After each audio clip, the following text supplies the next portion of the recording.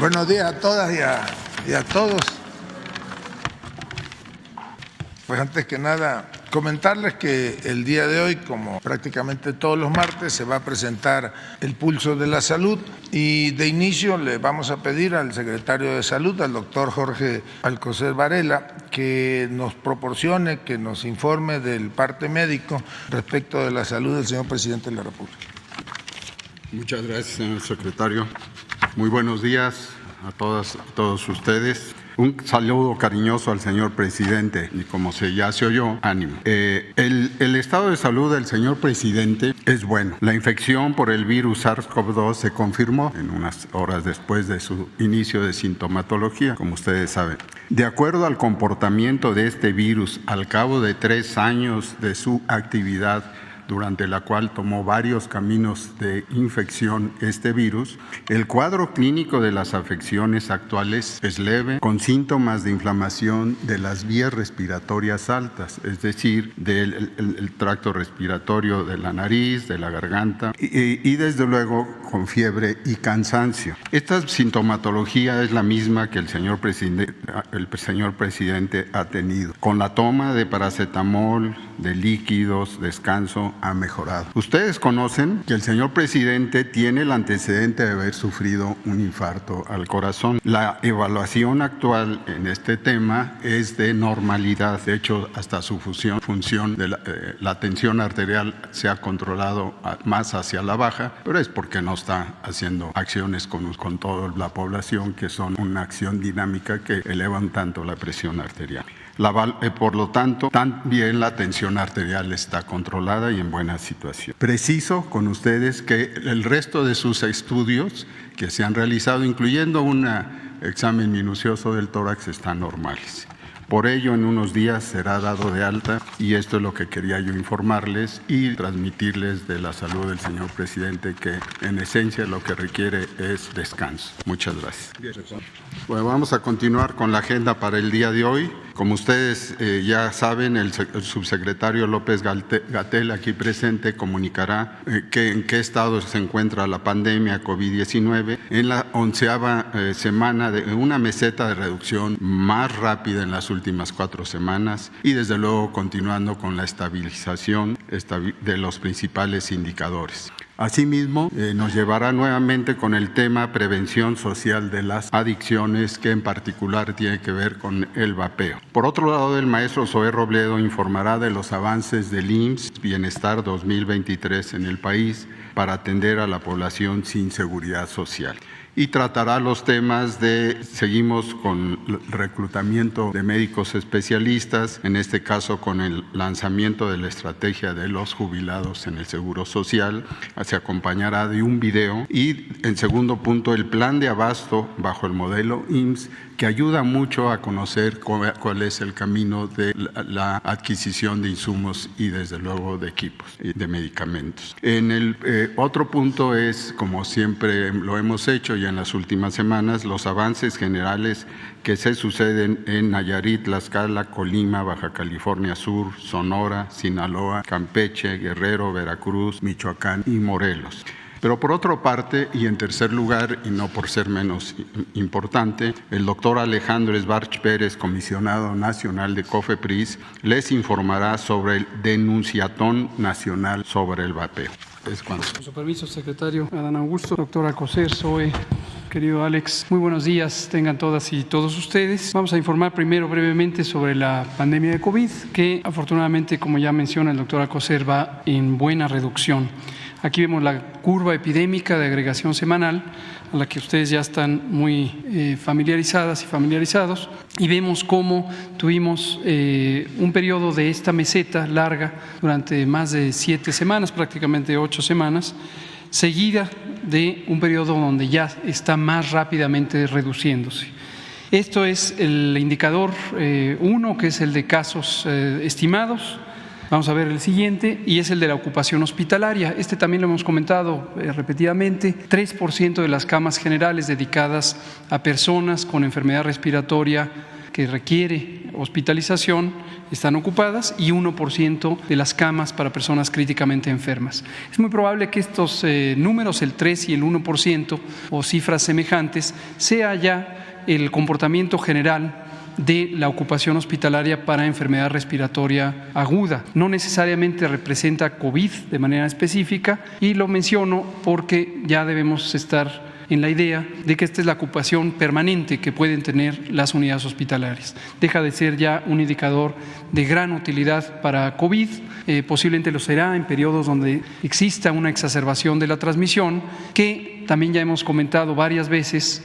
Es la expectativa que hay para todo el mundo que esta enfermedad, el COVID-19, la infección por SARS-CoV-2, permanezca ya por siempre en la humanidad como una enfermedad respiratoria, junto con un conjunto muy amplio de virus respiratorios que predominan en el periodo frío y tienen menor actividad de transmisión en la temporada de calor.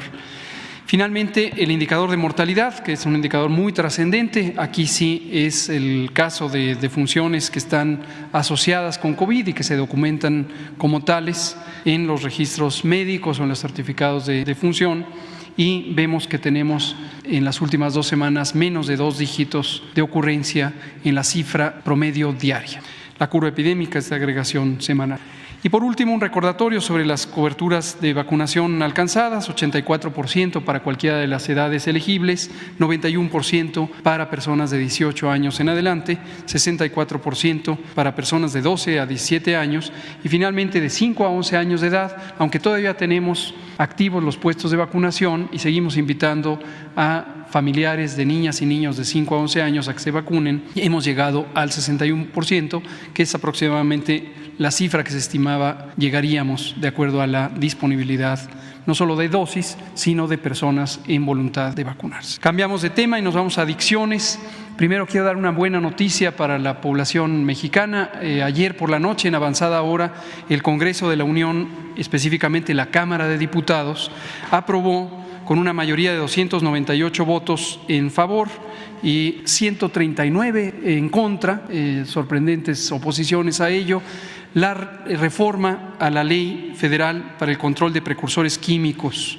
Esta reforma de ley es importantísima, fue impulsada también por el Ejecutivo en la medida en que es muy trascendente, porque hace varios cambios que van a facilitar el control de drogas. Entonces, por eso este voto, agradecemos a los 298 diputadas y diputados que votaron a favor. Esta reforma nos va a permitir tener, entre otras cosas, la más amplia lista de vigilancia de precursores químicos.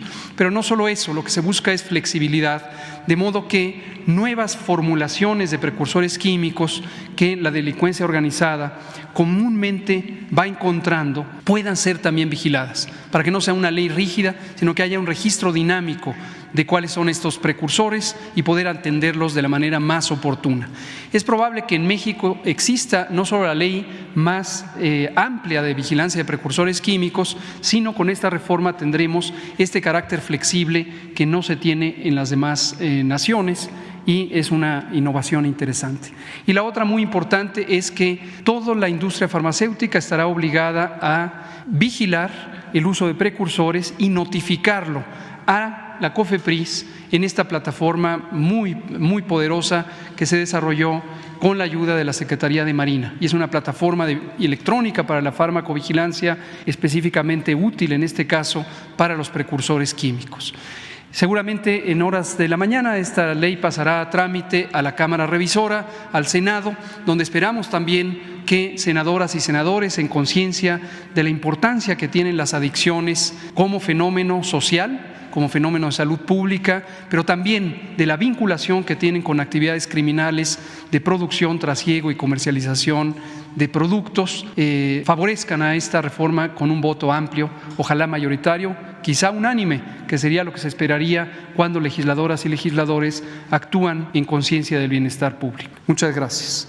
Pasemos ahora a un tema, el de hoy, sobre vapeadores y similares. Similares implica cigarrillos electrónicos. ¿Por qué lo ponemos en un segmento de adicciones? Algunas personas que nos escuchan, que nos ven, se preguntarán con la expectativa de que íbamos a hablar de drogas fuertes, de productos que causan adicciones inmediatamente graves, tanto en su forma de atrapar a la juventud en el hábito, en la adicción, como de trastornos de la conducta social. Y que la mayoría de las que vamos a estar hablando en este segmento son estos productos ilegales. Pero hoy estamos hablando de un producto que en algunas partes del mundo es legal y que la industria tabacalera pretende que sea legal en México, pero hoy no lo es. Por eso es que vamos a hablar de ello, porque es parte del conglomerado de adicciones. Como mencioné la semana pasada, las personas, por ejemplo, que consumen metanfetaminas antes de los 21 años, tienen un antecedente importante de consumir tabaco, además de alcohol, antes de iniciar la adicción a las metanfetaminas. Aclaro, por cierto, porque vi que algunas personas interpretaron diferente lo que dije, no quiere decir que toda persona que fuma o toda persona que consume alcohol irremediablemente va a consumir metanfetaminas. Lo único que quiere decir es que se ha demostrado epidemiológica y estadísticamente que las personas que consumen alcohol y tabaco tienen una mayor propensión al consumo de drogas comparado con personas que no consumen estos productos.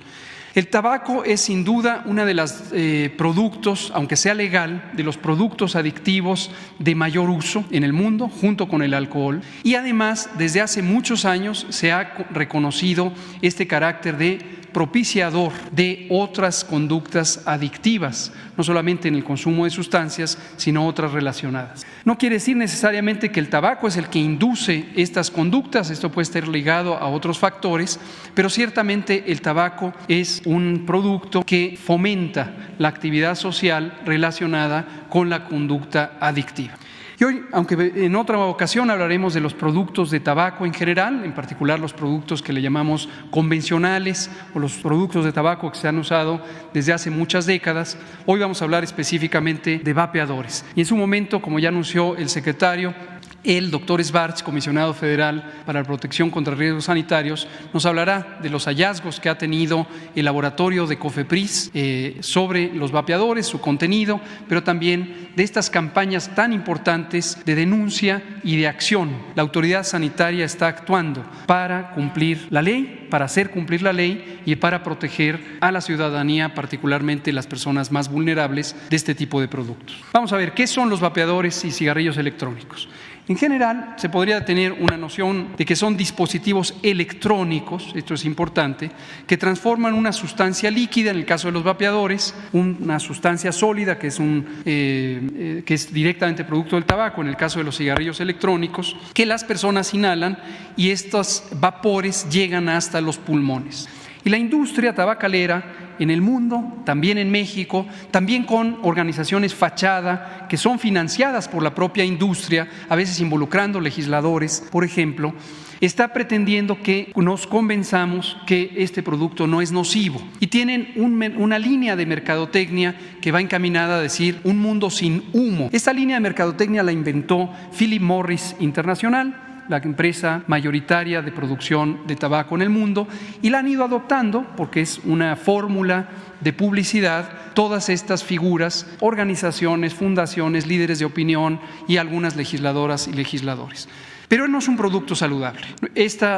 Podemos ver, estos productos son fabricados por la propia industria tabacalera para satisfacer sus mismos intereses comerciales. Los vapeadores no son un invento reciente, en realidad empezaron desde los años 60 a tener prototipos para su comercialización. ¿Y por qué empezaron? Porque las políticas de control de tabaco en muchos lugares del mundo, en su momento principalmente en Europa, hoy no necesariamente Europa lleva la delantera, empezaron a anticipar que se iba a reducir su mercado. Tenían que sustituir ese mercado con otro tipo de producto. Y encontraron que con el avance tecnológico en circuitos electrónicos y otros dispositivos sólidos, como son los vapeadores, podía ser apetecible a las personas consumidoras tener un producto de tabaco sin humo. Y entonces engancharon esta idea publicitaria de que el peligro era el humo. Esta idea es falsa, no es el humo per se o el único elemento que hace daño, como veremos ahora y en particular en la presentación del doctor Schwartz. El tabaco tiene múltiples sustancias que son adictivas. La más importante es la nicotina. Hay un amplio conjunto de células del sistema nervioso central que responden a la nicotina. Hay unas sustancias, unas moléculas, unos receptores en estas células que se estimulan con nicotina. Y entonces por eso es tan fácil que la nicotina que viene de la planta del tabaco, Nicotiana tabacum, puedan hacer este efecto de inducción de un falso sensación de bienestar, de reducción inmediata de la ansiedad y también de adicción. Pero vean ustedes, mantienen su lado adictivo porque dejan la nicotina. No solo eso, algunos de los vapeadores tienen un estímulo de nicotina hasta 100 veces mayor al que puede producir fumar un cigarrillo. Están diseñados para ser atractivos y eso particularmente en los años 80 empezaron a estimular la idea de que pudieran tener sabores apetecibles de fresa, de mango, de menta, de muchas cosas para que sean apetecibles. Dicho sea de paso, en los años 60, cuando se inventaron los cigarrillos mentolados, la industria también dijo que es para tener un cigarrillo menos tóxico. Falso. Lo que querían era que el sabor mentolado atrapara la avidez de los consumidores. En un momento vamos a hablar de quiénes son los más vulnerables sobre este elemento adictivo que lo representan también los saborizantes. Y lo último, como dirá el doctor Schwartz, hay una gran cantidad de sustancias tóxicas, níquel, estaño, plomo, metales pesados que son dañinos para la salud. Ahora, la industria desde hace mucho tiempo ha estado desvirtuando la información científica con grandes sumas de dinero. Esto incluye crear institutos como el Instituto sobre el Aire Limpio que se creó por la industria tabacalera, específicamente Philip Morris, para disfrazar el problema del tabaco y atribuir el cáncer pulmonar y múltiples enfermedades respiratorias solamente a la contaminación ambiental. Entonces hay que tener mucho cuidado con ese discurso del cigarrillo sano, del reemplazo del tabaco, porque esto también pretende enraizar esto. La Organización Mundial de la Salud ha documentado ya que la Fundación por un Mundo Sin Humo, que tiene también representantes aquí en México, como Provapeo y otras de estas falsas organizaciones sociales, en realidad está financiada por Philip Morris. Ahora veamos sobre los vulnerables. En México se estima que 45% de los adolescentes conocen ya que existen los vapeadores, pero 1.7 millones de personas consumen vapeo o cigarrillos electrónicos. Vean ustedes, casi la cuarta parte son niñas y niños. Tienen entre 10 y menos de 19 años. Son niños, niñas, adolescentes. Este es el espacio que quiere ocupar la industria tabacalera con vapeadores y cigarrillos electrónicos. Y los ponen a disposición amplia.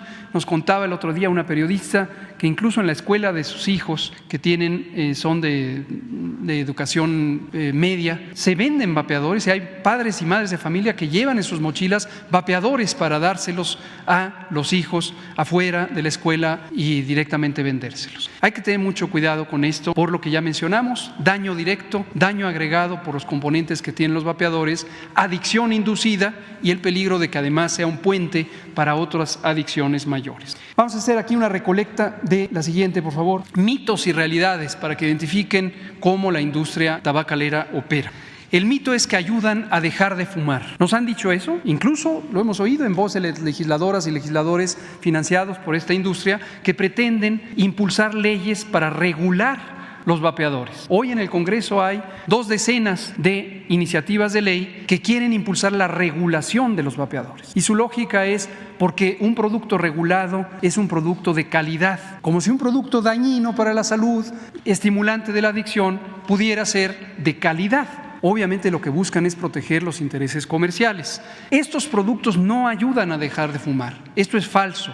De entrada, no hay evidencia científica alguna de que ayuden a dejar de fumar a las personas ya adictas al tabaco. En cambio, sí hay evidencia de que las personas adictas al tabaco que empiezan a utilizar vapeadores o cigarrillos electrónicos se quedan con lo que se llama técnicamente la epidemia dual. Siguen fumando y además ahora vapean, con lo que reciben dosis de nicotinas exageradamente altas, pero además reciben metales pesados y otros productos. El otro mito es que no dañan los pulmones. Falso. Los vapores inhalados a partir del consumo de estos productos llegan hasta los alvéolos pulmonares, que son las zonas finales al interior de los pulmones, y causan inflamación. causan inflamación crónica, pero también recordarán ustedes que hace unos 4 o 5 años se presentó en Estados Unidos un brote epidémico de que alcanzó más de 3.500 casos de una enfermedad letal que lleva ahora ese nombre, enfermedad pulmonar aguda asociada con con vapeadores y cigarrillos electrónicos. Ya lo dije, la idea de que no generan adicción es un mito. Claro que generan adicción, tienen nicotina y tienen dosis muy altas de nicotina, hasta 100 veces mayores a las de un cigarrillo electrónico convencional. Esta otra idea, que ya lo dije también, de que no se asocian con otras drogas, falso. Se asocian con drogas en múltiples maneras, pero incluyendo la posibilidad de que ciertas otras sustancias adictivas, por ejemplo la cannabis, se utilicen también en los líquidos que se vaporizan con los vapeadores. Entonces, también hay otros daños conocidos del tabaco: enfermedad pulmonar, enfermedad cardíaca, enfermedad arterial y múltiples otras. Vamos a ver qué es esto de EVALI. EVALI son las siglas en inglés de lo que se podría traducir como lesión pulmonar aguda asociada al uso de vapeo o cigarrillos electrónicos. Tos, dificultad respiratoria, dolor en el pecho, náusea, vómito, dolor de estómago, diarrea, fiebre, fallo respiratorio y la muerte son algunos de los síntomas cruciales de este EVALI. Termino comentando sobre lo que hemos hecho en esta administración, en este gobierno, y además de mandarle un saludo cariñoso a nuestro querido presidente, como lo hemos hecho todos y todas, le mando un agradecimiento por su convicción en defender la salud pública. Entre otros múltiples aspectos, este ha sido muy determinante en que se controle esta epidemia incipiente, las de todas las drogas, pero incluida la de los productos electrónicos del tabaco. Recordarán que en febrero del 2020, cuando inició la pandemia, se emitió un decreto del presidente para prohibir la importación y exportación de los cigarrillos electrónicos y los vapeadores y sus mezclas y sus cartuchos. Posteriormente tuvimos allí una infiltración, una maniobra, él ya la denunció aquí públicamente, en donde se distorsionó el decreto original, pero afortunadamente él respondió diciendo: no solo vamos a restituir lo que prohibimos, vamos a ir más ampliamente. Y en mayo, el 31 de mayo de 2022, hace casi un año, se emitió un nuevo decreto que amplía la prohibición, y es ya no solo importación-exportación, que sigue vigente, sino además prohibir la circulación con fines comerciales y comercialización de estos productos. Por tanto, toda persona que esté vendiendo cigarrillos electrónicos y vapeadores está cometiendo un delito, Y para no variar, la industria tabacalera, sus firmas comerciales, las empresas comercializadoras, por ejemplo las cadenas de inconveniencia, estas cadenas comerciales que venden comida chatarra y productos altamente dañinos para la salud, como los refrescos, porque pertenecen a la industria refresquera, se han amparado. Y hoy estamos dirimiendo una serie de disputas legales. Vamos ganando, por cierto, ya llevamos 9 de cada 10 solicitudes de amparo han sido denegadas por jueces, juezas y, si no es el caso, en tribunales colegiados. Vamos ganando. Ayer, por ejemplo, ya la Suprema Corte de Justicia reconoció una tesis de jurisprudencia en el sentido de que no se les debe conceder estas suspensiones, argumentando el libre desarrollo de la personalidad, ya que el daño a la salud es muy importante. Yo creo que vamos a terminar ganando todo y ojalá se siente la base de una jurisprudencia para que estos productos no sean legalizados en México, tampoco regulados como pretenden los agentes de la industria en el Congreso. La última que vamos a comentar es sobre la red de atención. Esto es genérico, no es solo para vapeadores y cigarrillos electrónicos, es para todos los problemas adictivos y también de salud mental. Nuestro equipo de salud mental, a quien nunca nos cansaremos de felicitar por lo talentosos que son, talentosas, ha entrenado a más de 100,000 profesionales de la salud en el primer nivel de atención para que tengamos una verdadera red de detección y referencia sobre salud mental, incluyendo adicciones. Lo último es recordarles la línea de la vida, también es útil para esta adicción al tabaco, 800-911-200, y en esa línea, en esa dirección electrónica está la localización específica, horarios de las 550 unidades de atención sobre salud mental y adicción. Muchas gracias. Muy buenos días, señor secretario de Gobernación, Adán Augusto López, señor secretario de Salud, maestro Jorge Carlos Alcocer Varela, subsecretario doctor Hugo López-Gatell, director general del IMSS, maestro Zoe Robledo. Muchas gracias por la invitación, compañeras y compañeros de los medios de comunicación.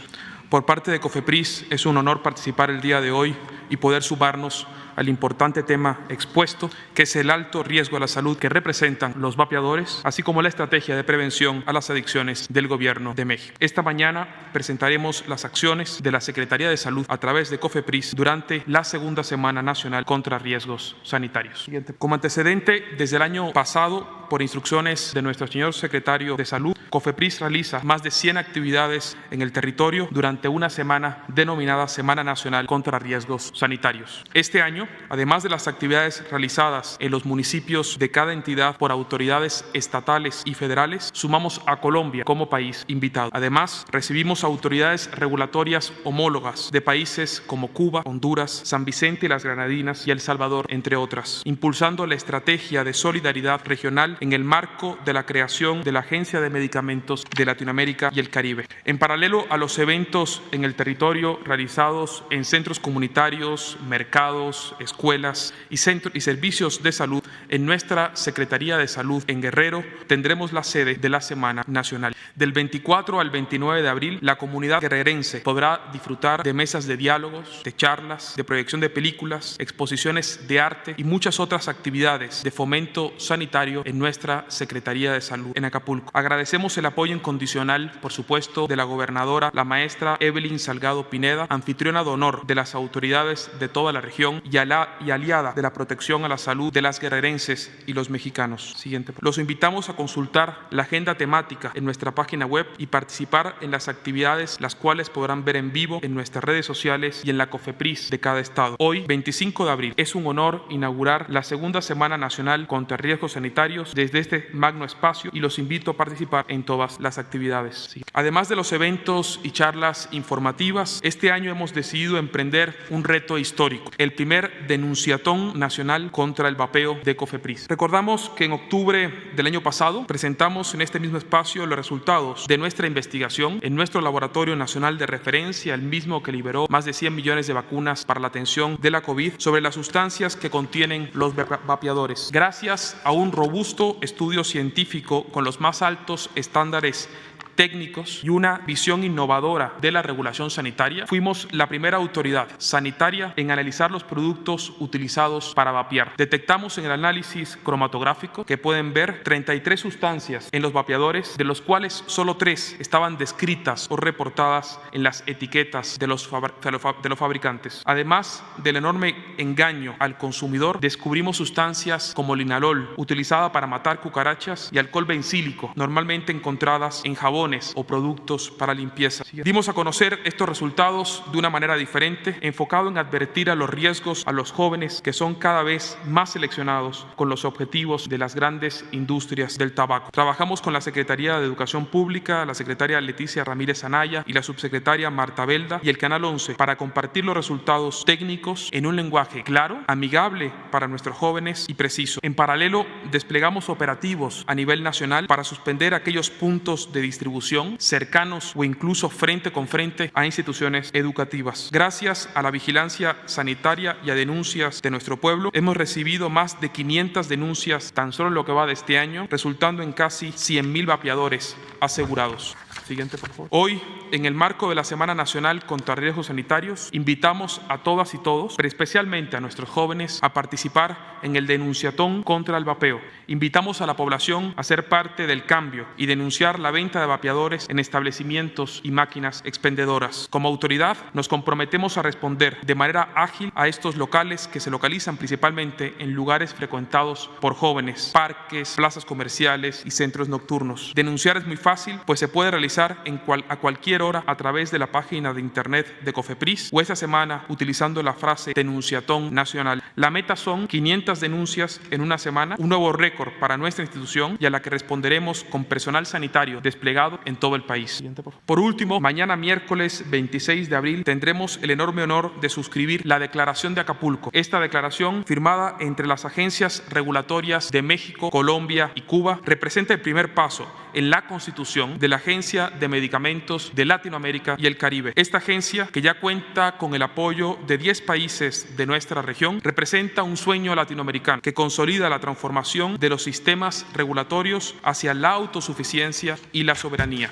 Siguiente. Trabajamos con Colombia y Cuba, 2 países con agencias reconocidas por la Organización Mundial de la Salud, así como colegas del Caribe y Centroamérica, en procesos que permiten y vamos a lograr tener más accesos a medicamentos y vacunas en menor tiempo con la calidad que todos merecemos. La AMLAC servirá para establecer estándares comunes, lo que garantizará la calidad de los insumos utilizados en la región, eliminando la duplicidad regulatoria entre los países hermanos. También promoverá la investigación clínica y las terapias innovadoras en nuestro continente. La Declaración de Acapulco representa un momento histórico para la regulación sanitaria, la salud humana y el acceso a medicamentos y dispositivos médicos en beneficio de la salud pública de toda la región. Muchas gracias y esperemos que nos puedan acompañar el miércoles al mediodía en la transmisión de la Declaración de Acapulco, así como enviando sus denuncias sanitarias en el Denunciatón Nacional. Muchas gracias. Muchas gracias. Con su permiso, señor secretario Adán Augusto López Hernández, secretario Alcocer, doctor López-Gatell, doctor Sbarch, muy buenos días a todas y a todos. Como todos los martes, informamos sobre el avance en el IMSS Bienestar, la institución de la Cuarta Transformación para la atención de personas sin seguridad social. Y desde este lugar le mandamos un abrazo muy afectuoso al presidente Andrés Manuel López Obrador, esperando su pronta recuperación. Hoy vamos a ver 2 temas fundamentales para esta transformación.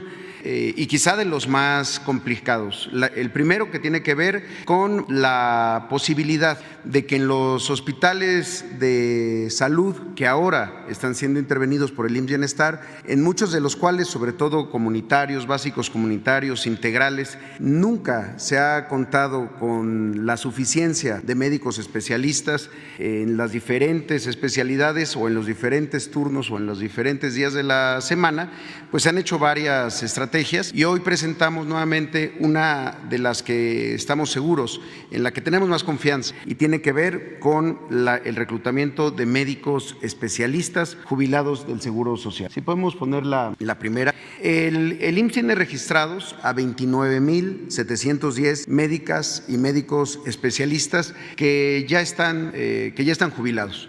De ellos, 11,172 son menores de 65 años. Es decir, su experiencia, su conocimiento y su edad les permite estar en las mejores condiciones para ser recontratados. Hay muchos estudios que indican que la edad ideal del retiro para un médico especialista es después de los 65 años y que las competencias siempre son independientes a la edad. Por eso los estamos buscando, para que sumemos su sabiduría y su experiencia en hospitales que antes no tenían especialistas. La siguiente, el reclutamiento va a ser a partir de búsqueda intencionada, digamos, vamos a hacer llamadas, correos electrónicos y empezaremos a celebrar diferentes procesos de reclutamiento, pero directamente en los estados. En ese sentido, los 3 primeros estados, en Sonora, Guerrero y Michoacán, 3 estados donde hay mucha necesidad de médicos especialistas, será el 5 de mayo.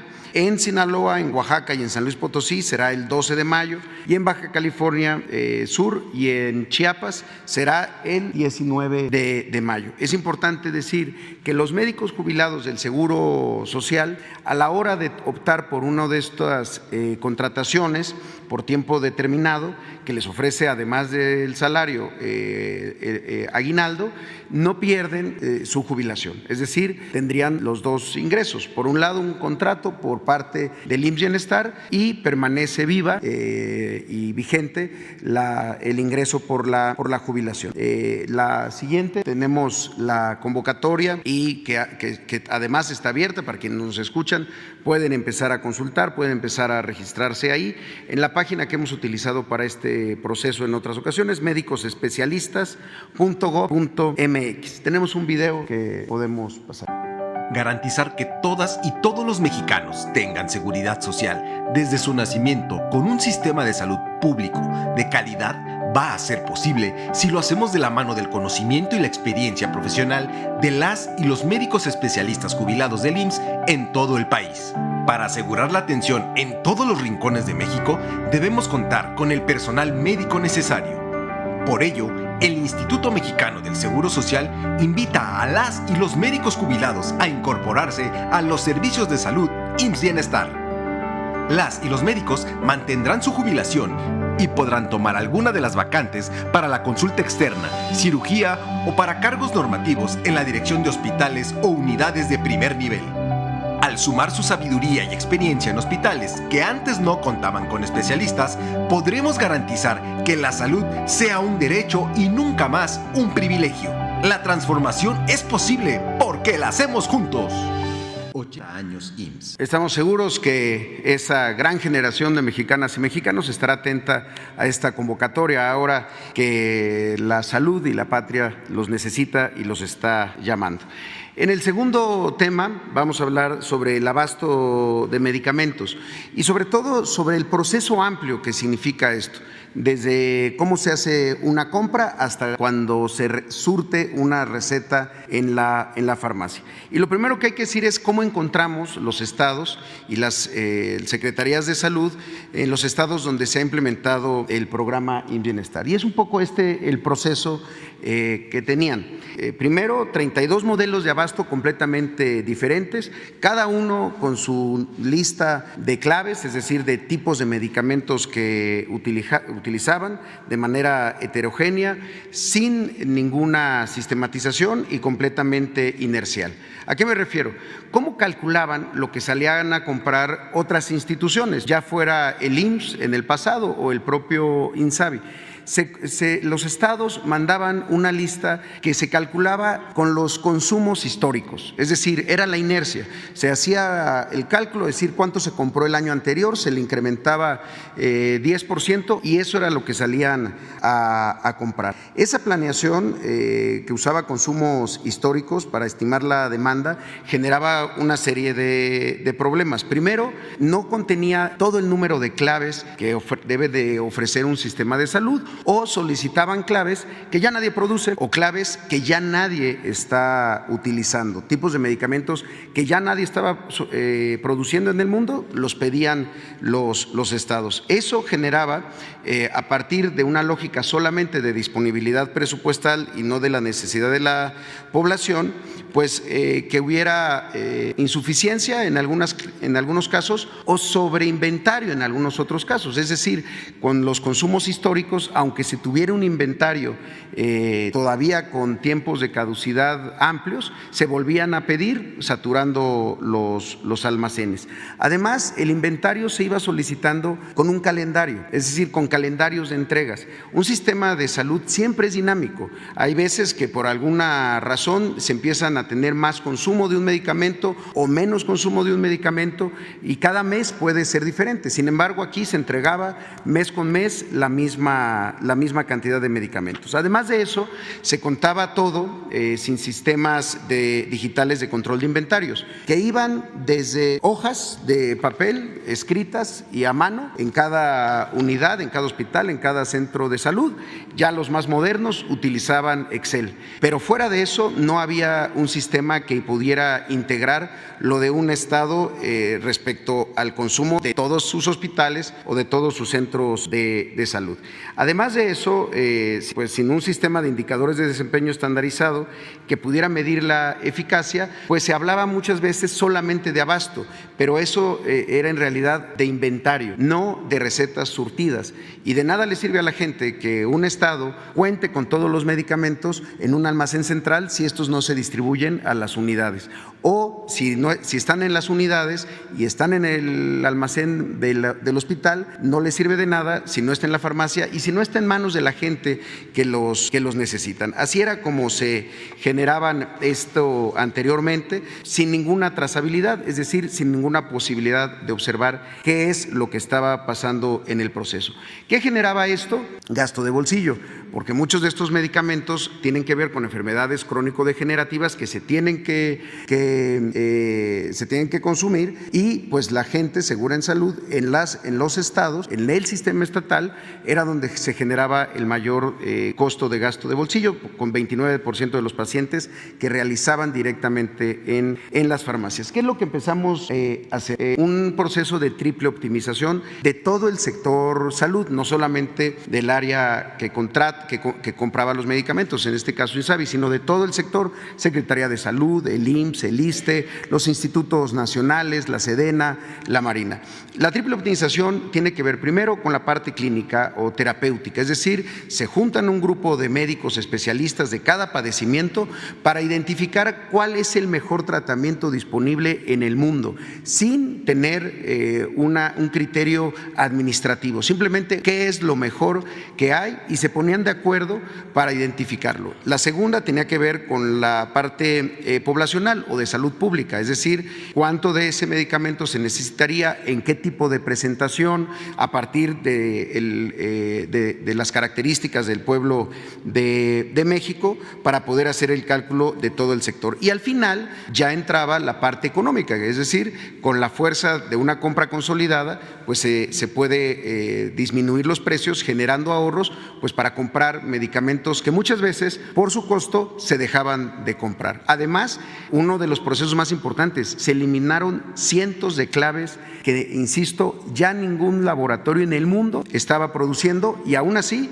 había instituciones estatales que seguían solicitando año con año. Esto generó una reducción de precios y sustentabilidad del acceso de medicamentos a la población mediante esquemas estandarizados.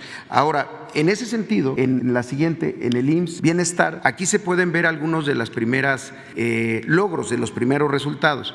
Primero, en el número de piezas, en el número de claves, es decir, en el número de tipos de medicamento con los que cuenta cada unidad. A la fecha se tiene un incremento en el número de claves de medicamentos en unidades de primer nivel, es decir, centros de salud, y también en unidades de segundo nivel que han sido transferidas al IMSS Bienestar. Se trata de 472% más claves en centros de salud. Había centros de salud que manejaban 50 claves nada más y que hoy están arriba de 150 claves, y en el segundo nivel un incremento de 263 claves. Lo acabamos de ver en Oaxaca, hospitales hasta con 9 especialidades y con un catálogo de medicamentos para poder recetar muy limitado.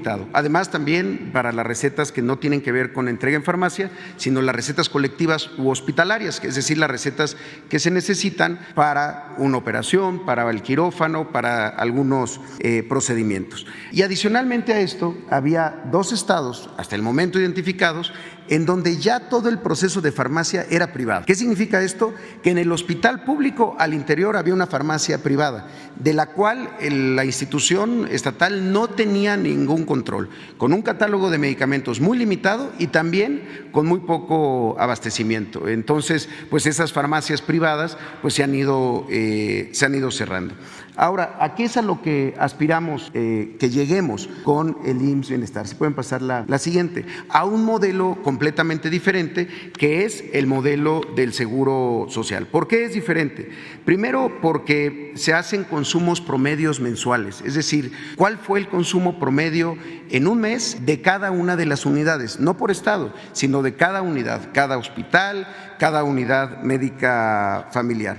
Eso nos permite saber exactamente cuáles son las necesidades a partir del perfil epidemiológico que atiende cada una de las unidades, para poder estimar una demanda con mucho mayor exactitud. Es un modelo con más de 20 años y que además está con posibilidades de mejora continua, y que cada cosa que se hace en un estado ocurre en todo el país. Con el objetivo de aprovechar este poder de compra, se ha privilegiado las compras consolidadas, también con contratos abiertos, no calendarizados, es decir, la propia institución es la que le solicita al proveedor cuánto necesita en cada momento. Cuando se va a quedar, porque hay una alerta que tiene ya menos de 2 meses de inventario, pues empieza a pedirle a partir de su contrato, le empieza a pedir al laboratorio que le empiece a surtir, y no espera hasta que se queden ceros para hacer la orden de reposición. Además, las entregas son mixtas, lo que significa que el mismo producto puede ser entregado por distintos proveedores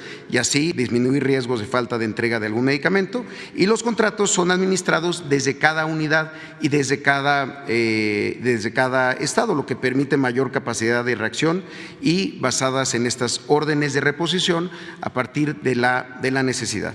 Además, pues lo que estamos implementando es lo que se usa en el IMSS desde hace tiempo, el sistema de abasto institucional, que permite conocer la atención de recetas completas, y no solamente la existencia de los medicamentos, sino cuántas recetas se surten completas, cuántas se surten incompletas y cuántas recetas son negadas y que necesitan de una reposición en las siguientes 78 horas. En ese sentido, con el SAI se analiza los consumos promedios mensuales de cada unidad, que se actualiza cada 6 meses y se permite una mucho mayor trazabilidad del medicamento desde la adquisición hasta que se le entrega al derechohabiente. Además, se cuenta con un grupo de personas a nivel central que están encargadas exclusivamente de hacer un monitoreo permanente y en tiempo real de todos los niveles de inventario de cada almacén delegacional. Asimismo, se está replicando este modelo dentro de cada uno de los estados para que se pueda supervisar la operación de cada unidad médica y en total la capacidad de almacenamiento hoy ya de el IMSS Bienestar ha crecido en 13%. En ese sentido, ¿cómo son los resultados del abasto? Pues ya tenemos un incremento muy importante a partir de algunas acciones que se han realizado. Si podemos poner la siguiente. Todo este proceso de cómo funciona para que inicia con los medicamentos en la farmacia de nuestras unidades, el médico atiende al paciente, prescribe el medicamento terapéutico oportuno, se determinan las piezas requeridas a través de la receta, la cual se lleva a la farmacia y el medicamento es surtido oportunamente. De esa manera aseguramos la trazabilidad del abasto de los medicamentos. Ahora, en la siguiente, aquí podemos ver el ejemplo de a lo que queremos llegar con el IMSS Bienestar, con lo que está ocurriendo en el Seguro Social. Esto es el año 2022, comparando de abril a marzo. Abril pues todavía está corriendo en 2023 y esto es lo que nos permite ver cómo fue el abasto mes con mes y cómo fue incrementando hasta llegar hoy a un 98%. Y en la parte de las barras, el número de millones de recetas que se han surtido. Solamente para darles el dato, en 2022 ha sido el año de mayor surtimiento de recetas en el IMSS, con 224 millones de recetas surtidas. Se habla mucho del 2018. En 2018 se surtieron 216 millones de recetas. Los años de 2020 y 2021, desde luego que hubo un decremento en el surtimiento de recetas por un asunto de la pandemia, no solamente por la falta de atención de muchas veces a las propias consultas, sino también por temas de distribución que ocurrieron en todo el mundo y que justamente 2022 para nosotros fue el año en donde recuperamos este nivel de recetas surtidas y desde luego 2023, en lo que llevamos del año, en el Seguro Social se han surtido 61 millones de recetas. Solamente en el mes de marzo que acaba de concluir, bueno, concluyó hace ya casi un mes, pero el último mes del que tenemos el reporte fueron 21.5 millones de recetas surtidas. Es el número más alto de surtimiento de recetas en los últimos 5 años en el Seguro Social. Ahora, si pudiéramos poner un video sobre este proceso ya en el IMSS Bienestar en los estados. Como resultado de la implementación del programa de salud IMSS Bienestar, se ha fortalecido el abasto de medicinas para la población sin seguridad social. Desde que inició el programa, se ha realizado un envío extraordinario de medicamentos a almacenes y farmacias, lo que ha permitido la cobertura de las necesidades en clínicas y hospitales. Entre 2022 y 2023 se han destinado más de 224 millones de pesos en 8.777.486 piezas de medicamentos. Gracias al modelo de abasto del IMSS, se puede detectar de forma rápida y precisa si existen problemas en la cadena de suministro de medicamentos, lo cual ha permitido mantener niveles de inventarios óptimos. En los estados en donde se ha implementado la federalización, ha habido un incremento general de las recetas surtidas, pasando de un 54 a un 94% de abasto. Garantizamos el surtimiento de recetas para la población que más lo requiere, a través de la ampliación de farmacias, compra y arrendamiento de vehículos para la distribución de medicamentos, obras de ampliación en almacenes, operación del sistema de abasto institucional, entre otras acciones. Pues aquí en el almacén delegacional del IMSS, aquí en Sonora, el abasto ha incrementado muchísimo haciendo equipo aquí con los compañeros y pues me atrevo a decir que estamos casi al 100% en el nivel de surtido.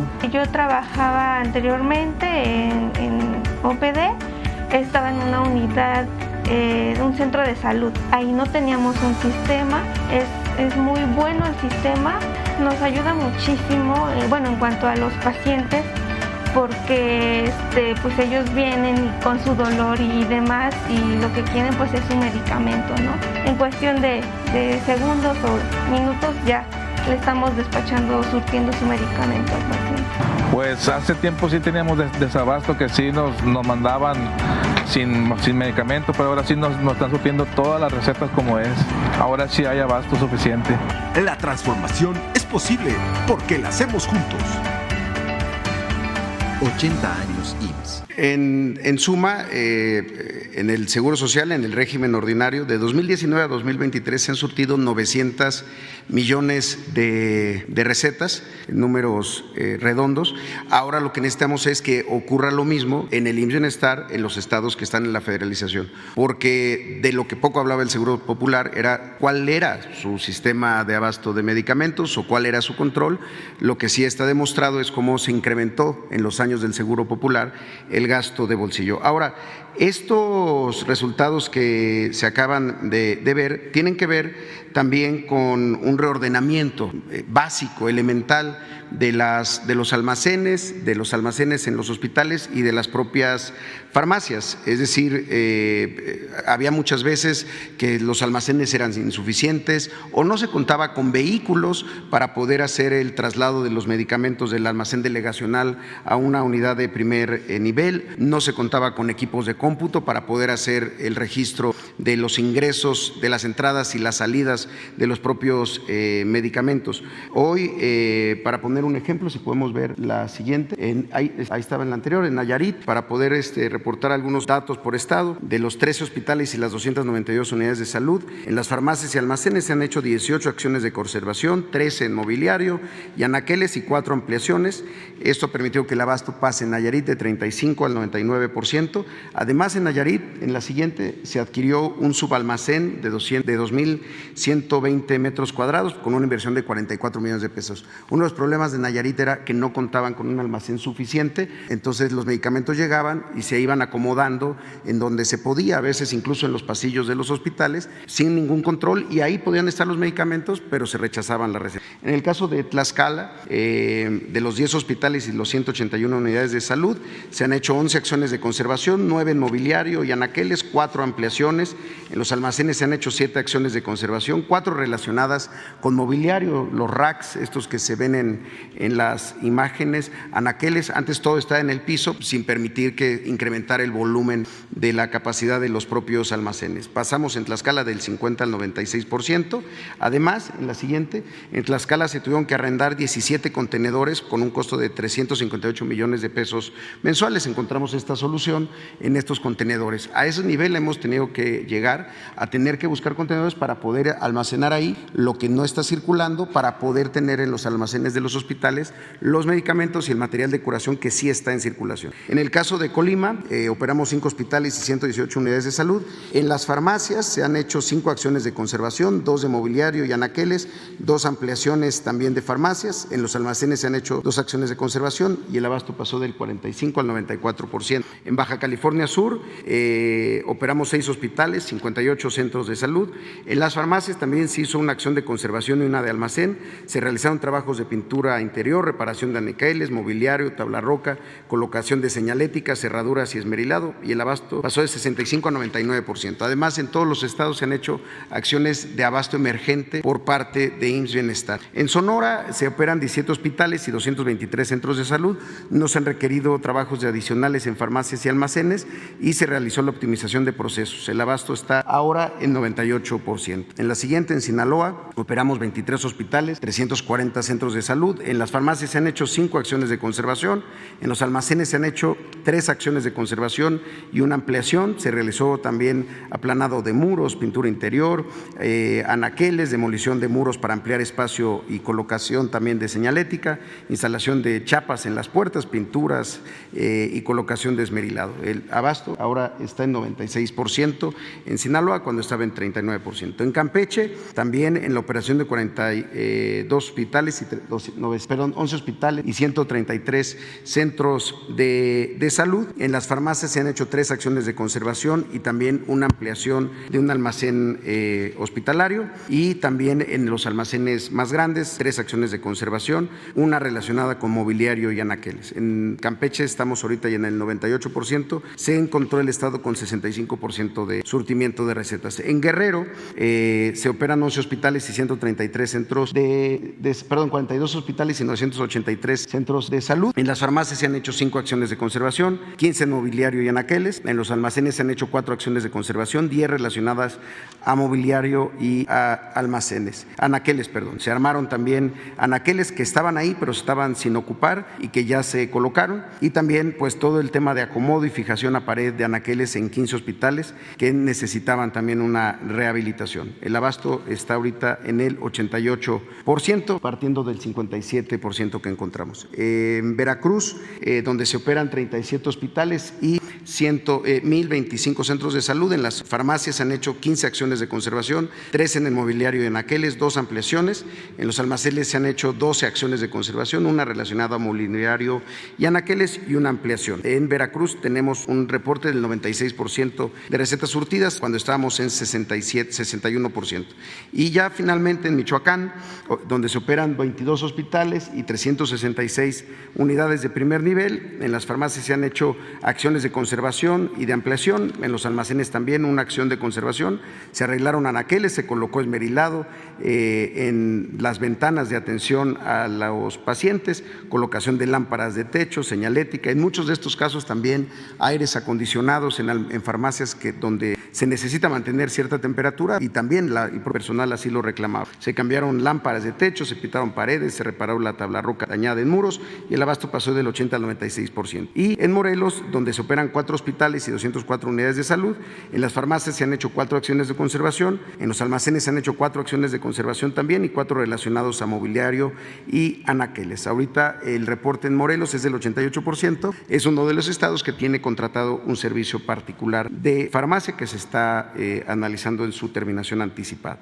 Finalmente, tenemos 2 noticias importantes de estados en donde estamos empezando. Una en Oaxaca, donde se adquirió un almacén de 4,509 metros cuadrados para el almacenamiento y 2,104 metros cuadrados en patio de maniobras y otras áreas. Es un almacén que se compró por 136 millones de pesos. Oaxaca, un estado tan grande, tan complejo en su geografía y su dispersión poblacional, no tenía un almacén de estas características que estamos por echar a andar para poder ahí recibir los medicamentos y de ahí que salgan a todas las unidades del estado. Y lo mismo en Quintana Roo, donde se arrendó un almacén de 1,212 metros cuadrados para almacenamiento y 200 metros cuadrados de áreas en otras áreas con un costo mensual de 350 pesos, y donde también era muy necesario para poder cumplir con este propósito. Hay muchas cosas todavía por hacer, pero era importante informar que este trabajo que nunca se ve, lo que ocurre en un almacén o en una farmacia, estaba completamente también abandonado. Muchas gracias, secretario, todo por mi parte. Bueno, empecemos a ir pues. Gracias, Erika Hernández de Reforma. Secretario, preguntarle, todavía en el ambiente ronda esta idea de que el presidente tiene algo más que COVID. Preguntarle, en comparación con otras ocasiones donde el presidente salía en un video a decir cómo se encontraba, ¿vamos a ver esto en las próximas horas y por qué no se ha hecho? Y preguntarle al director del IMSS, ya resumió cuántas recetas sí se surten, pero quisiera preguntarle las que no se surten. Ustedes reconocían que al menos en el último año 10 millones de recetas no se surtieron. ¿Qué es lo que está pasando? ¿Qué tiene que suceder para que se cumpla el 100%? El presidente había dicho que estaban al 100% de medicamentos para el 2023 y 2024.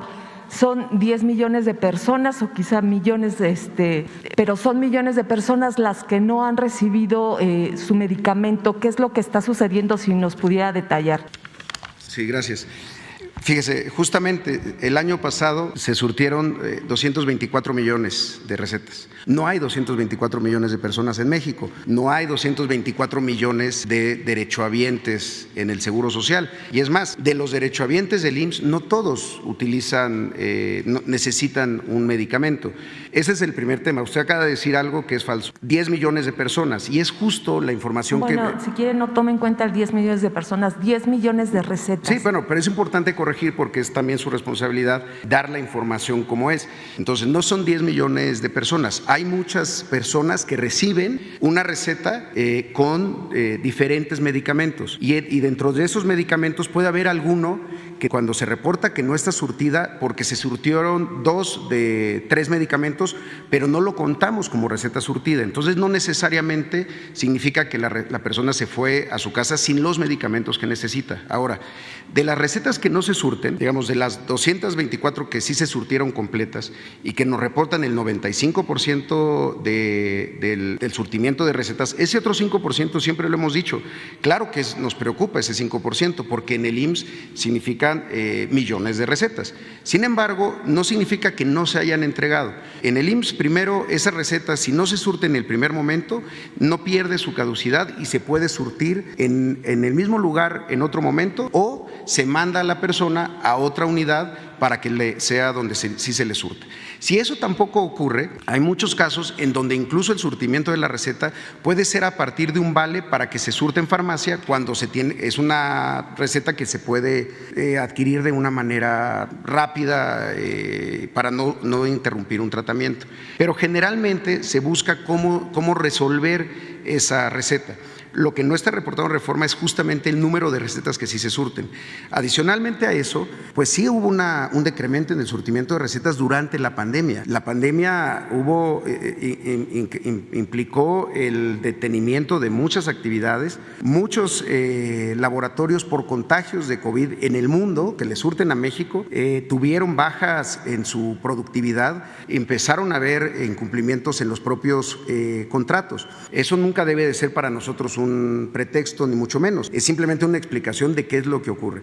Entonces, lo que nosotros buscamos siempre, y sobre todo en los tratamientos en donde tiene que haber una continuidad de la atención, es que si no se resuelve en el momento en la receta, en este porcentaje de casos del 5%, como ocurrió el año pasado, se resuelva en otro momento. Ahora, mucho se habla del 2018. En 2018 hubo 216 millones de recetas surtidas, pero un reporte del 99% de abasto, porque también había mucha facilidad de decir sobre lo que se solicitó, se abasteció un porcentaje del 99%, aunque no estuviera calculado en recetas surtidas. Hoy nosotros estamos diciendo las cosas de manera abierta sobre surtimiento de recetas, pero sí es importante aclarar que no significa en ningún momento que haya 10 millones de personas que se quedaron sin medicamentos. Entonces, de acuerdo con sus números, ¿cuántas recetas quedaron sin surtirse? El 4%. ¿A cuánto equivale? Pues tendría que ser el 4% de los 224 millones. Ahí y entonces, ¿las causas cuáles fueron puntualmente? Insisto, incumplimiento de contratos por parte de proveedores, pero no significa que esa persona, lo quiero reiterar, no significa que esa persona, cuando se hizo el reporte de una receta no surtida, se haya ido a su casa sin ningún medicamento, primero. Segundo, no significa que en el tiempo no se le haya surtido después, aunque no haya sido el surtimiento en el momento en el que la solicitó en la farmacia. No sé si me explico. El indicador lo que nos dice es cuántas recetas se rechazaron, pero ya después vamos completando con las que sí se cumplieron en otro momento, porque justamente lo que permite el sistema del IMSS es que si hay una unidad, un hospital o una unidad de medicina familiar que no tiene surtimiento, pero otro sí tiene suficiencia, le pueda proveer a la unidad vecina o a la unidad del mismo estado. Incluso entre estados se pueden compartir. Le voy a poner un ejemplo. Tuvimos un problema muy serio con un almacén en Coahuila. Hoy Coahuila estamos surtiendo porque otros estados surten, que eso es justamente lo que no pasaba en el tan defendido Seguro Popular, que no tenía forma de conectarse en un sistema único a nivel nacional. Entonces, lo que les digo es, nuestro nivel de surtimiento del año pasado estuvo arriba del 95% con 224 millones de recetas. Gracias. ¿Cuál era su pregunta? Que en el ambiente aún persiste esta idea de que el presidente tiene algo más que COVID. Si en las próximas horas saldrá a dar algún mensaje en un video como ha sucedido en ocasiones anteriores. Gracias.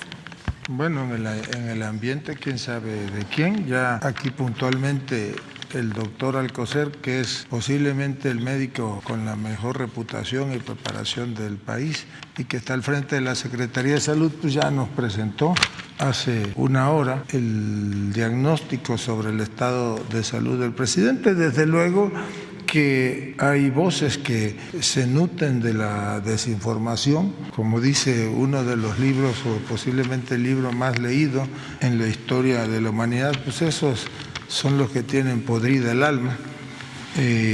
No hay nada que ocultar, hemos dicho desde el primer momento cuál es la situación y que el presidente se está recuperando. Ya el doctor Alcocer detalló incluso el medicamento, entiendo que le está siendo suministrado y está en reposo, en plena recuperación, y seguramente una vez que resulte negativo el análisis, pues ya estará presente.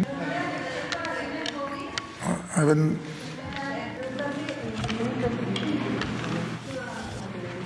Gracias, secretario. Dalila Escobar, de Proceso. Primero, preguntarle si, nada más para aclarar, porque había quedado un poco también la duda, en ningún momento entonces el presidente fue al hospital militar, no ha habido necesidad de que acuda a ninguna otra institución de salud, si únicamente se ha atendido aquí nada más en Palacio Nacional y aprovechando, si nada más está tomando paracetamol o algún otro medicamento, me imagino que para los otros padecimientos sí. Bueno, entonces, lo primero, ya informamos ayer que durante la mañana del domingo, cuando llegaba a la primera actividad de la gira que se tenía, pues iba ya con síntomas de resfriado por prevención y por protocolo. Se realizan en estos casos pruebas de COVID o de influenza. En el caso del presidente se realizan con alguna periodicidad. Ante ello, iniciaron las reuniones y una vez que se inició, digamos, el procedimiento del análisis, los médicos sugirieron que por precaución acortara un poco la duración de la última reunión y se decidió que se trasladara a la Ciudad de México en prevención, sobre todo porque si hubiese resultado positivo alguno de los dos virus, resultó positivo a COVID, pues eso obligaba a aislarse para evitar contagios a quienes estuviesen conviviendo con él. ¿Perdón? Sí, claro que sí, sí. Todo el fin de semana, desde el viernes, ustedes saben que estuvo en la reunión de seguridad, en la conferencia de prensa, en el evento del aniversario de las Fuerzas Armadas, de la Marina. Posteriormente inició la gira de Tren Maya por el sureste del país, pernoctó en Chetumal el viernes. El segundo día fue básicamente sobre vuelos, Cancún, Tulum, se pernoctó en Mérida y inició el día con una reunión de trabajo con personal del Ejército y de la Armada de México, Marina de México, quienes tienen a su cargo diversos aspectos de la construcción del Tren Maya. ¿Y entonces no fue a ninguna institución de salud aquí en la Ciudad de México, nada más? No, él se le practicó en las instalaciones de la base aérea de Mérida, Yucatán, donde se llevan a cabo estas reuniones cada 15 días y posteriormente, cuando llegó a la Ciudad de México, se le comunicó el resultado del análisis. Secretario, en otro tema, ayer la ministra de la Suprema Corte, Loreta Ortiz, negó una suspensión con la que el Instituto Nacional de Transparencia, Acceso a la Información y Protección de Datos Personales, INAI, pues pretendía sesionar con 4 de los comisionados para poder desatorar todos los recursos de revisión que tienen pendientes. Preguntarle en ese sentido, se negó esta suspensión, no podrán sesionar con estos 4 comisionados, y preguntarle a raíz de todo lo que surgió también hace unos días en torno a la reunión que usted usted tuvo con legisladores, saber si en efecto el mensaje fue en torno a dejar inoperante al INAI, si el mensaje fue en torno al tema de este mundo ideal del que se habla, en el que estaría el gobierno actual en torno a la situación del INAI para evitar para evitar algunos temas de transparencia, algunos temas de resoluciones, algunos temas de entregar información, o cuál es el objetivo de este mensaje que usted, después también ha mencionado que es un lastre. ¿Cuál es el mensaje que dio a los legisladores en este día y esos días de reunión y pues la intención que tiene el gobierno en torno al INAI? Bueno, primero yo diría que finalmente alguien, en este caso la ministra Loretta Ortiz, deja de un lado tantos intereses políticos y económicos que hay en torno al llamado Instituto Nacional de Acceso a la Información. Fue una resolución meditada y emitida conforme a derecho. Era un despropósito de los consejeros del INAI, los 4 consejeros, el que se les permitiera, violando la Constitución, funcionar con un número que la misma ley de comisionados, que la misma ley no prevé. Segundo, pues evidentemente continúan en el Senado de la República los esfuerzos para construir, en el caso de las vacantes de los 3 comisionados y en el caso de las 2 primeras, las 2 primeras que ya fueron rechazados o devueltos por el presidente de la República, necesitan ahora de las 3/5 partes de los integrantes del Senado. La última vacancia del comisionado necesita de las 2/3 partes. Son los senadores de la República los que tienen la obligación y el derecho de designar a los comisionados, pues todavía les quedan algunos días de periodo ordinario, pues ahí está abierta la posibilidad, nadie está obligado a lo imposible.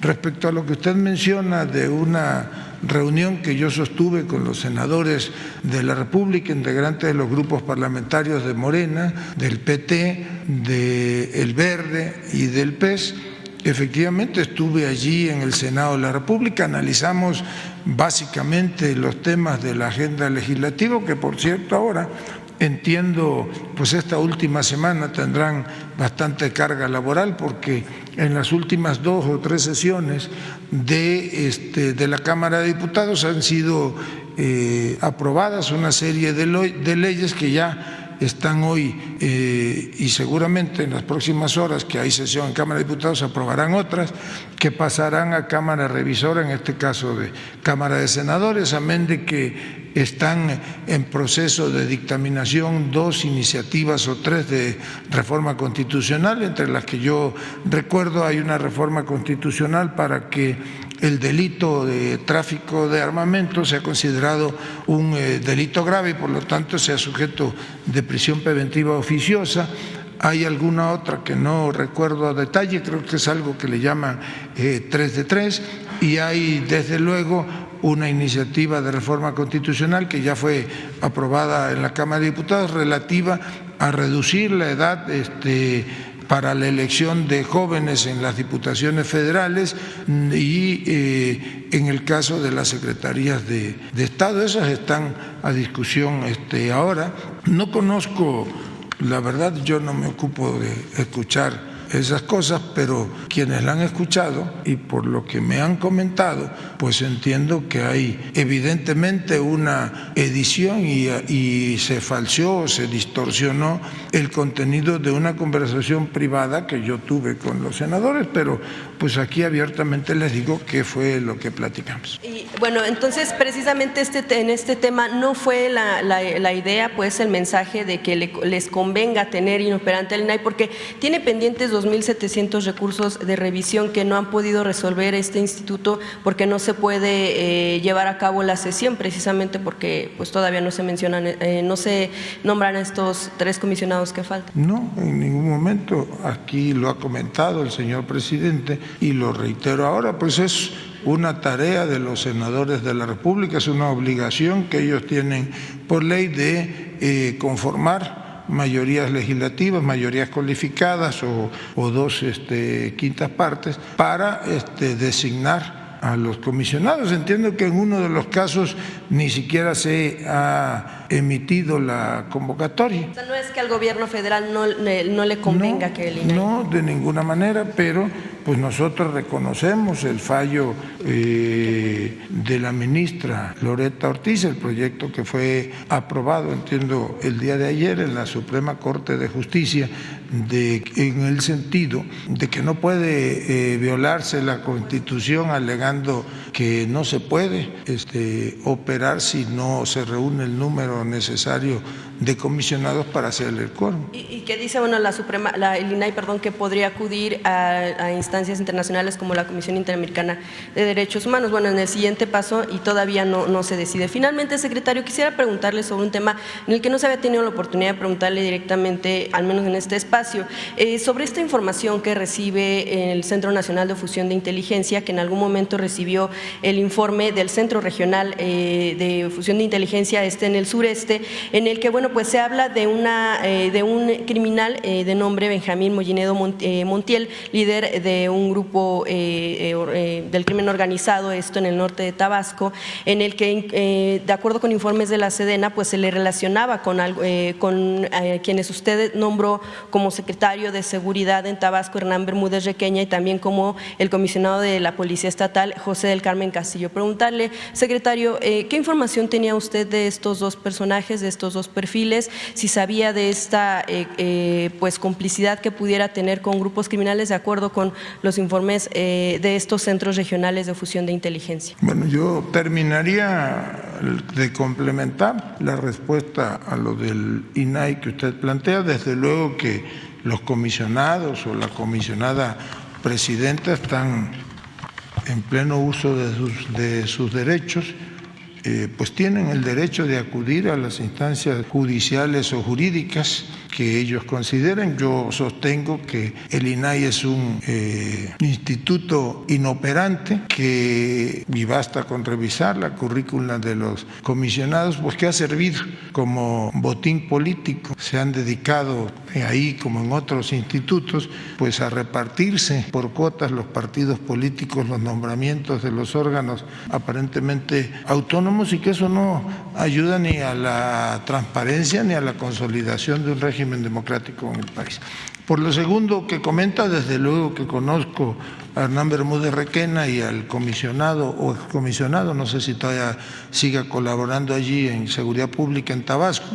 Yo los designé, en el caso de Hernán Bermúdez fue mi tercer secretario de Seguridad, en el caso de Castillo creo que fue el segundo comisionado de la policía, el primero, si mal no recuerdo, falleció durante la época del COVID. No tengo yo mayor reporte o denuncia de la que usted menciona, desconozco cuál es esa información del Centro de Inteligencia, pero en todo caso, si alguien tiene algún reporte, algún indicio de irregularidad de su trabajo, como puede ser la connivencia que usted señala, pues está abierta la posibilidad de acudir a las instancias judiciales correspondientes. Pues digo, yo desconozco si esa información exista y si la tenga alguien, pero seguramente si alguien la tiene, pues nosotros exhortamos a que presente la denuncia correspondiente. A ver, ahí la... Sí, secretario, muy buenos días. Dando seguimiento, Sandra Aguilar de Grupo Informativo, dando seguimiento a pues precisamente usted acostumbraba pues a visitar el Senado de la República de alguna manera para dar seguimiento y cumplimiento a todas las iniciativas como la que nos acaban de compartir de los temas de salud que ya pasó precisamente a Cámara de Diputados y se espera que acá se reciba en breve en Cámara de Senadores. En ese sentido, ¿cree que todo lo que se tiene pendiente, al menos en estas próximas sesiones que terminan esta semana, quede aprobado? Y de no ser así, ¿hay alguna llamada o hay alguna reunión que se tenga con el presidente de la Junta de Coordinación Política, Ricardo Monreal? Bueno, mire, primero le comento que no es que acostumbre visitar la Cámara de los Senadores, es parte de mi trabajo el mantener la comunicación con los integrantes del Congreso de la Unión, Cámara de Diputados Federal y Cámara de Senadores. En algunas ocasiones yo asisto a las instalaciones de Cámara de Diputados o de Cámara de Senadores, en otras hay reciprocidad y asisten diputados o senadores o los coordinadores de los grupos parlamentarios, intercambiamos puntos de vista, revisamos la situación el Estado que guarda los trabajos legislativos. A veces incluso nos permitimos dar nuestra opinión respecto de alguna observación que están respecto de una iniciativa enviada por el Ejecutivo que están viendo o haciendo los legisladores, y tratamos de que cuando menos o cuando se trata de iniciativas del titular del Poder Ejecutivo, pues estén lo suficientemente explicadas y que sean atendidas por los legisladores. Como le digo, pues es parte de mi trabajo y seguiré asistiendo cuantas veces sea necesario y atendiendo las invitaciones de los legisladores. En las últimas horas he estado en las instalaciones de la Cámara de Diputados, acudí incluso recientemente a una reunión de trabajo con integrantes de la Junta de Coordinación Política y con miembros o afiliados de la Cámara Minera de México. Estuve en comunicación todo el día, durante todo el día de ayer, de manera permanente con el coordinador de los legisladores federales, Ignacio Mier, con algunos otros coordinadores legislativos de los partidos de la oposición, a propósito de lo que se iba a tratar en el orden del día de la sesión de ayer, de lo que seguramente se va a tratar el día de hoy, y platiqué ayer con el senador Ricardo Monreal. Habíamos quedado de vernos, ya no pudimos hacerlo por cuestiones de agenda, pero hablamos 2 o 3 veces en el transcurso del día, por eso sé cuáles son las iniciativas o las minutas que están por discutirse en la Cámara de Senadores. Mi siguiente pregunta, secretario, antes de pasar al tema de salud, que también tengo una pregunta más, saber si obviamente tiene conocimiento de estos sucesos ocurridos en Veracruz. Llama mucho la atención que, bueno, no son 1 o 2 o 3 maestros las personas ejecutadas en este estado. Hace algunos días hablábamos de la tranquilidad y de los buenos resultados que en esta entidad se estaban dando, más sin embargo, pues bueno, los números y lo que vemos en las noticias a nivel nacional dicen, tenemos, como lo decimos aquí, tenemos otros datos. En ese sentido, ¿hay alguna atención al respecto, comunicación precisamente con el gobierno de esta entidad? Permanente comunicación con el gobernador Cuitlagua García, y porque él así lo ha acordado con nosotros, mantenemos comunicación que hacemos de su conocimiento con la fiscal, a veces cuando se requiere alguna información, con el secretario de Seguridad Pública, con el secretario de Gobierno. Hay incluso en algunas ocasiones, como se sucede en el ámbito de la seguridad nacional, intercambio de información o acuerdos de cooperación o colaboración entre las diversas instancias de gobierno federal y de gobierno local.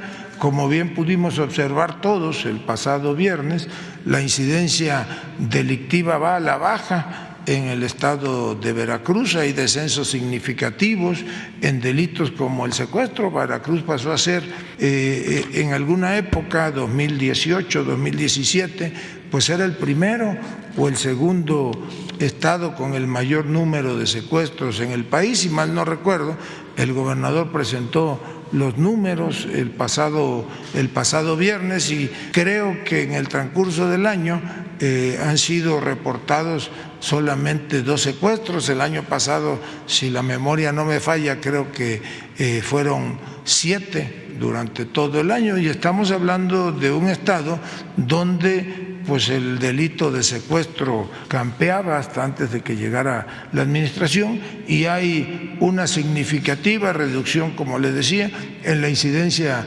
delictiva en el estado de Veracruz. Incluso nosotros vemos en términos de recuperación económica, está llegando mucha inversión a Veracruz.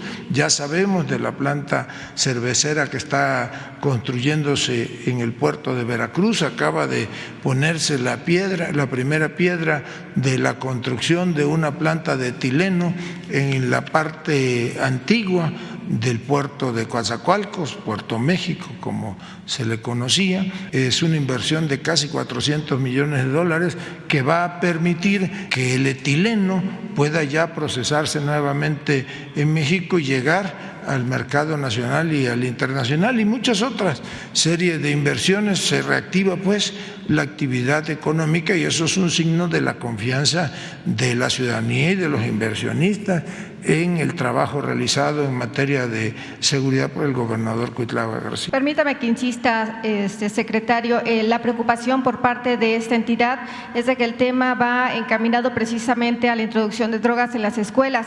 En ese sentido, solamente dejar pues el antecedente, ¿verdad?, de que se ponga pues atención en el tema, como usted bien lo menciona, de las fiscalías, y la preocupación, insisto, de esta entidad va enfocada en ese sentido. Mi última pregunta, secretario, si usted me lo permite, en el tema de salud.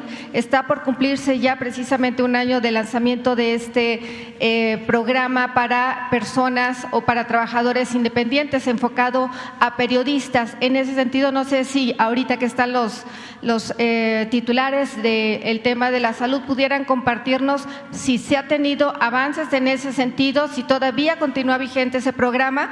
Y bueno, pues hay que recordar que este programa era precisamente para enfocado a los periodistas. Gracias. Pues aquí va a contestar el director general del Seguro Social, que tiene la información precisa. Muchas gracias. Sí, sigue abierto, sigue con la posibilidad de que los periodistas se registren.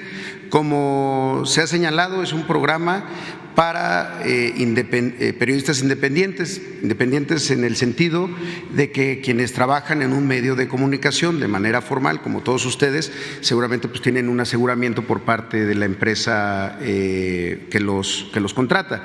Muchas veces, como lo saben también, hay periodistas que no trabajan directamente en un medio de comunicación que tiene registro patronal, sino que trabajan por su cuenta con un medio propio o le trabajan a un medio de comunicación, digamos que por productos. Es un aseguramiento en donde la cobertura es completamente por parte del gobierno, es decir, está subsidiado por completo por el gobierno y sigue abierto. Un comité de periodistas muy destacados que se presentó aquí, son quienes analizan cada caso. No tengo el número exacto del cierre, pero hasta hace poco llevamos más de 800 periodistas registrados. En muchos casos el aseguramiento se había tardado por la falta por parte de los compañeros y las compañeras periodistas de documentos, sobre todo fiscales. Tienen que darse de alta en el SAT, por ejemplo, y en ese sentido incluso hablamos con el SAT para que pudiéramos tener un proceso un poco más expedito, pero está abierto. Como les decía, debemos estar ya llegando a los 1,000 periodistas independientes registrados. Sí, continúa igual como se presentó el programa. Gracias. Bueno, pues aquí la última. ¿Cuál tema? Buenos días, secretario de Gobernación. José Manuel Fuentes, de Capital 21. La semana pasada se aprobó las modificaciones a la ley minera. Sin embargo, me gustaría saber su opinión, porque hubo modificaciones a la iniciativa original presentada por el presidente López Obrador, sobre todo con el tema de las concesiones. La propuesta original pone sobre la mesa la vigencia de las concesiones, la cual baja de 50 a 15 años, prorrogable por otros 15 años. Las modificaciones nos dicen que la vigencia sería de 30 años, prorrogables hasta 2 veces de 25 años cada una. También hay otras modificaciones, como las concesiones se otorgarán sustancia por sustancia, esa es la iniciativa original, y las modificaciones son que las concesiones se darán por toda sustancia, con excepción de las reservas para el Estado, litio, uranio, gas y petróleo. Me gustaría saber el punto de vista sobre estas modificaciones. Efectivamente, como puede suceder con cualquier iniciativa, pues se abre un periodo de discusión y de dictaminación en las comisiones a las que se turna la iniciativa. Surgieron allí algunas inquietudes, tanto de quienes se dedican a la actividad minera, de inversionistas de la Cámara Minera, como de grupos sociales dedicados a la defensa de los derechos y de los pueblos y las comunidades indígenas, derecho al agua, derecho al medio ambiente o por un medio ambiente más sano. Y revisaron los diputados el contenido de la iniciativa, lo discutieron, platiqué hace un momento que yo estuve presente cuando menos en algunas de las reuniones, nos reunimos, la secretaria de Economía, la secretaria de Medio Ambiente, la consejera jurídica y un servidor, en algunas ocasiones con integrantes de la Cámara Minera o con representantes de los otros grupos, lo hicimos digamos que por separado. Lo más importante que contiene la iniciativa es que se le quita el carácter de preferente a la actividad minera, se le pone digamos un freno a la actividad minera, ahora se le da preferencia al derecho humano al agua y atendimos y atendieron desde luego los legisladores, los diputados federales, las recomendaciones o los argumentos que presentaron las diversas partes. Por ejemplo, de los que yo recuerdo, nos demostraron por qué era inviable que en el caso de las concesiones de agua para uso de la actividad minera, pues no podía haber una disparidad entre 15, 30 o 50 años de duración de una concesión y 5 años de una concesión para la explotación de una mina y 5 años para la concesión de agua. ¿Qué se hizo en esas negociaciones o en esas conversaciones?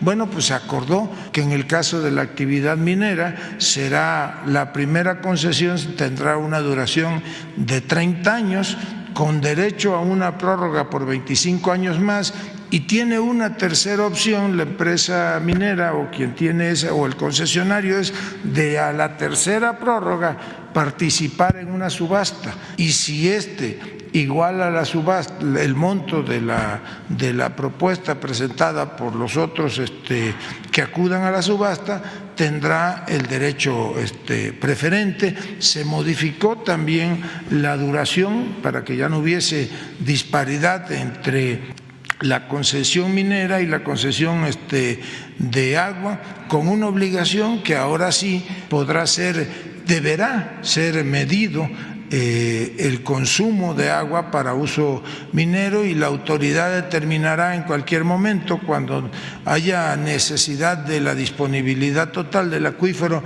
para uso humano, pues que se dé ese uso. Se hizo una adecuación también en lo que respecta a los permisos de exploración y efectivamente era inviable, como estábamos planteando, que se otorgara el permiso de exploración por uso no mineral, porque resulta que alguien que pretende explorar algún territorio para ver si encuentra algún metal, pues no puede, porque no sabe que existe en el subsuelo, pedirlo sobre determinado material en específico. Lo pide por minerales en general. Una vez que termina el periodo de exploración, inicia la solicitud de concesión para una explotación, pero aún explotando la mina, pues se le otorga, digamos, por oro y por plata, pero en el transcurso de la explotación pues puede encontrar zinc, puede encontrar algún otro mineral y lo que tiene que hacer es solicitar a la autoridad correspondiente que se le concesione esa parte previo al pago de los derechos de explotación y las regalías a las que por ley están obligados. También ahí ahora en la reforma a la ley se establecen dos cosas. Primero, el que tiene que haber un procedimiento de consulta a las comunidades indígenas para que sean estos quienes en territorio, digamos, donde se asienten las comunidades indígenas decidan si puede o no otorgarse la concesión. ¿Cuándo iniciaría ese procedimiento? Una vez que se tengan las manifestaciones de impacto social y de impacto ambiental correspondientes. A propósito, hay ahora en el Senado de la República una minuta que aún no se discute, ya fue aprobada en Cámara de Diputados respecto a la ley de consulta indígena y nosotros esperamos que pues todavía alcance el tiempo a los senadores de la República y pudiesen aprobarla en las próximas sesiones. Secretario, me gustaría también preguntarle en ese sentido, serían 80 años, ¿usted cree que no le quita la esencia a la reforma propuesta por el presidente? Bueno, es una reforma una iniciativa que, como ya le dije, pues fue objeto de un ajuste después de revisión, de análisis entre los legisladores y con los actores interesados. Nada más le voy a dar un dato, pues antes eran prácticamente a perpetuidad, hay concesiones de minas aquí en el país que tienen más de 175 años, ahora comienza a regularse la actividad, seguramente en los próximos años pues tocará ir adecuando la ley para ir ajustando los términos de la concesión, porque las condiciones son cambiantes. La obligación del Estado, bueno, pues es primero cumplir el compromiso de no otorgar, como no se ha otorgado en esta administración, un solo permiso o concesión para explotación minera. Segundo, y lo más importante, es que el litio, que es el mineral, digamos, del presente y del futuro, es ya propiedad de la nación y es la nación la que la explotará en beneficio del pueblo de México. Y tercero, pues que ya no haya más disparidad, sobre todo la minería lleva aparejado el uso o el abuso en materia de la disponibilidad de recurso hídrico y todo eso queda plenamente regulado. Secretario, en segunda pregunta, para el secretario de Salud sería, el pasado 24 de marzo se publicó en el Diario Oficial de la Secretaría de Salud un decreto para eliminar el uso de las grasas trans en alimentos y bebidas. La pregunta sería, ¿cómo sería o cómo el gobierno va a verificar que las empresas cumplan con lo estipulado en la ley? Gracias por señalarlo. Efectivamente, las grasas trans de origen industrial son un producto que ya sea se genera durante el proceso de fabricación de alimentos procesados y ultraprocesados, esta es la proporción menor, o se le añade a ciertos productos que tienen grasas, con el propósito de aumentar la duración del producto, que no se vuelva rancio, para decirlo de manera muy clara, rápidamente. Desde luego, el interés de hacer esta transformación química o esta adición química es un interés comercial. La industria alimentaria a lo que se dedica es a ganar dinero, no a nutrir al país, y entonces agregan esto para que sea más rentables sus operaciones. Sin embargo, ya desde hace casi un poco más de 20 años se empezó a acumular la evidencia científica que demuestra que las grasas trans, tanto de origen industrial como naturales, que son, ya dije, la mínima parte, aumentan el riesgo de daño permanente al sistema cardiovascular, riesgo de infartos cardíacos, riesgo de infartos cerebrales, de múltiples afectaciones por obstrucción de las arterias, lo que se llama aterosclerosis. Y México había intentado sumarse a los distintos países que empezó esto en Europa, luego se sumó Canadá, Estados Unidos, Australia, varios otros países, a prohibir la adición de grasas trans en los alimentos industrializados. Para que el público tenga una referencia directa, la margarina es uno de los ejemplos más claros de estas grasas hidrogenadas.